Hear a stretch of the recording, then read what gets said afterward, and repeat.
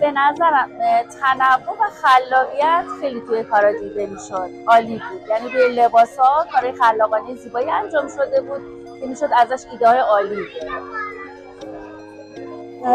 شلوغی و نظمش و کارهایی که انجام دادن همشون عالی بود. کار تنبوردوزیشون خیلی قشنگ بود. نمایشگاه حرفه‌ای و خوب هست. تمام کارها پر از ایده های جدید و خلاقانه است و خیلی در سطح عالی برگزار شد. به نظرم کارهای دستشون فوق‌العاده بود و واقعا افتخار میکنم بهشون. نتیجه خلاقیت‌های یه سری از بانوانمونه که واقعا سنگ تموم گذاشتن و اینکه واقعا داریم اینی که میگن هنر عیار زنه داریم اینجا نگاه میکنیم و واقعا من لذت بردم از این نمایشگاه. بله عالی بودش، خیلی زیبا قشنگ و اینکه پذیرایی خیلی خوبی و کارهای زیبایی گذاشتن، خیلی خوب بودش.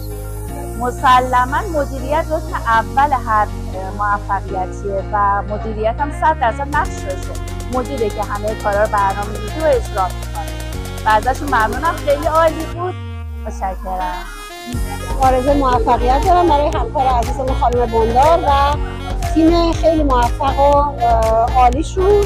انشالله همیشه موفق و سربلند باشید. من چون آشنایی قبلی دارم با خانم بندار و سابقه‌شون رو میدونم و توانایی‌هاشون رو کاملا در جریان هستم که فردی توانا هستن، پس قطعا نمایشگاه پرباری خواهد بود و تمام مراجعینی که اینجا حضور دارن همه قطعا با همین دید اومدن توی این نمایشگاه شرکت کردن. من هیچ وقت فکر نمی‌کردم کار دست انقدر جذاب باشه، با اینکه خودم توی این حوزه دارم فعالیت میکنم ولی حس خیلی خوبی داشت. بله قطعاً 100%. واقعا نمایشگاه خوبی بود، بار خیلی خوبی به من از لحاظ علمی حتی بهم اضافه شد. خیلی دوستش داشتم و اینکه تونستم همکارا رو ببینم خیلی برام جذاب بود.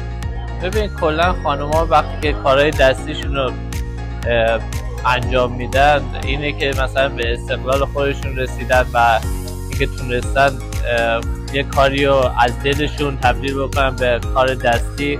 خب این خیلی خوبه. همه کارهایی که اینجا دیده میشه همشون همه معلومه که از توی دلشون در اومده، یعنی بعد دلی بوده کلا این کارا.